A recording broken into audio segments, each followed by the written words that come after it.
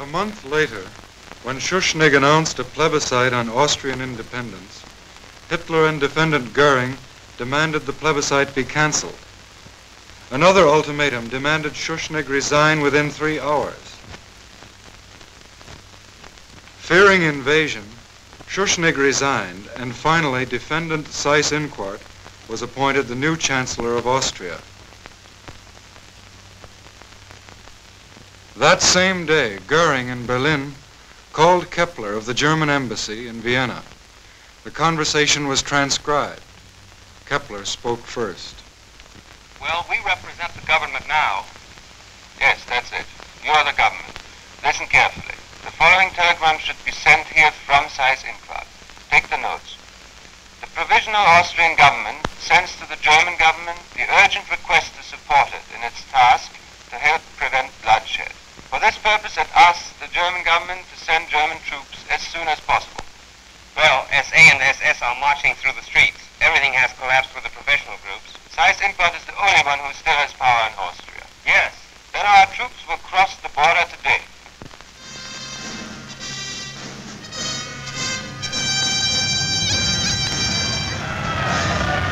The act was written, joining Austria to Germany, and signed by defendants Seyss-Inquart, Goering, Frick, von Ribbentrop, and Hess.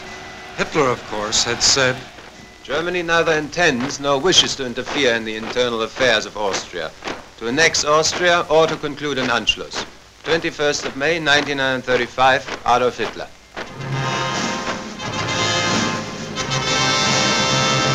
The curtain fell on Act 1, but already the Nazi conspirators prepared for Act 2, with this 1938 memorandum from Hitler to his high command.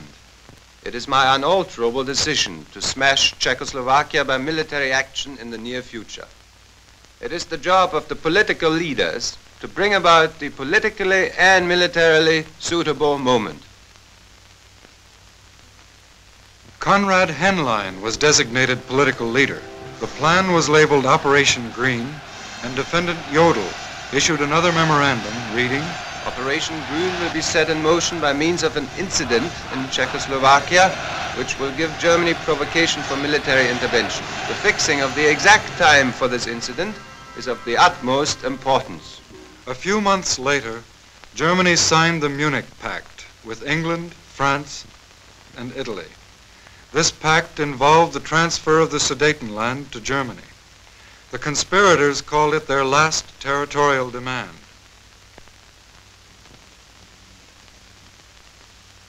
But before the ink was dry, they were making other plans. For Hitler's goal was the complete absorption of Czechoslovakia. And now the Czech president, Hacha, was called to a meeting with Hitler and defendants Goering, von Ribbentrop, and Keitel. They gave him the ultimatum.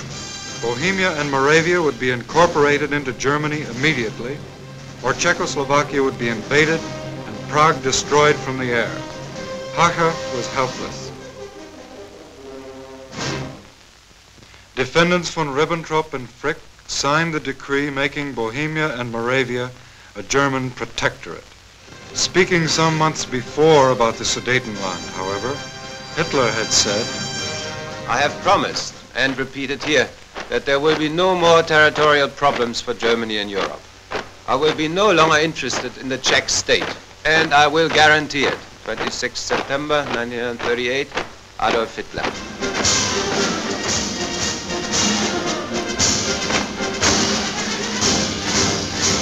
Now, according to more of his adjutant's notes, Hitler reviewed the Nazi plan of violence and treachery from 1934 to 39. The notes read, First, rearmament. In 1935, the introduction of compulsory military service. After that, militarization of the Rhineland. 1 year later, Austria came. It brought about a considerable reinforcement of the Reich. The next step was Bohemia and Moravia. Then followed the erection of the protectorate, and with that, the basis for action against Poland was laid. Basically, I did not organize the armed forces in order not to strike. The decision to strike was always in me. In the name of the United Kingdom of Great Britain and Northern Ireland, Sir Hartley Shawcross presents count 2, crimes against peace, charging that all the defendants participated in the planning and waging of wars of aggression, wars in violation of international treaties, agreements, and assurances. The first step was the Rhineland, and the next step was Austria. The Rhineland is occupied, Austria and Czechoslovakia are seized by Germany, and now the Nazi conspirators turn to the next problem, the conquest of Poland.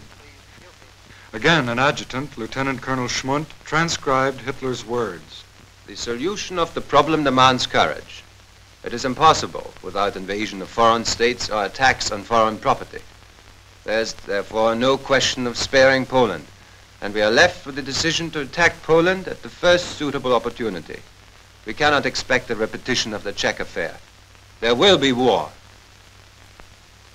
Meanwhile, according to their well-established practice, the conspirators stirred up the Danzig issue to furnish frontier incidents which could justify an attack on Poland. Then, on 23 August, the Nazis signed their non-aggression pact with Russia. Then Hitler told his high command, Now Poland is in the position in which I want her. I'm only afraid that at the last moment some Schweinehund will make a proposal for mediation. appeals were made, twice by the Pope and by President Roosevelt.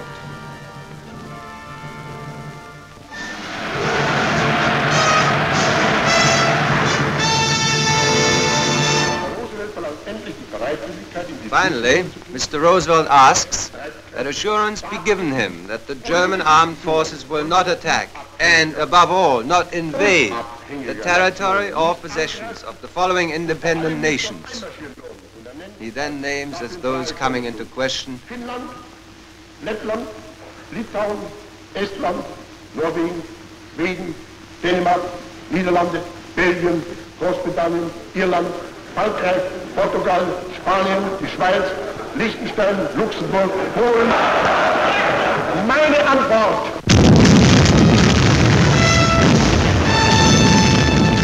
On 1 September 1939, the Nazis sent the Wehrmacht smashing into Poland and into a new world war. For France and England, faithful to their mutual assistance pact with Poland, immediately declared war on Germany.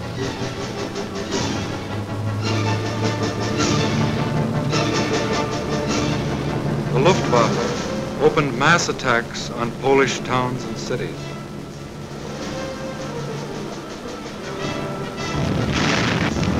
And Hitler, according to Schmundt's notes, said, destruction of Poland in the foreground. I shall give a propagandist cause for starting the war. Never mind whether it be plausible or not. Have no pity. Take a brutal attitude. But, as usual, before the attack on Poland, Hitler told the world, during the troubled months of the past year, the friendship between Poland and Germany has been one of the reassuring factors in the political life of Europe. 30th of January 1939, Adolf Hitler. The path of destruction started in Poland, but soon it led north and south across all Europe. And each new aggression was based on Hitler's principle that in war, victory, not right, is what matters. Non-aggression treaty. It is firmly resolved to maintain peace between Denmark and Germany in all circumstances. 31st of May 1939, Ribbentrop. But on 9 April 1940, German troops invaded Denmark.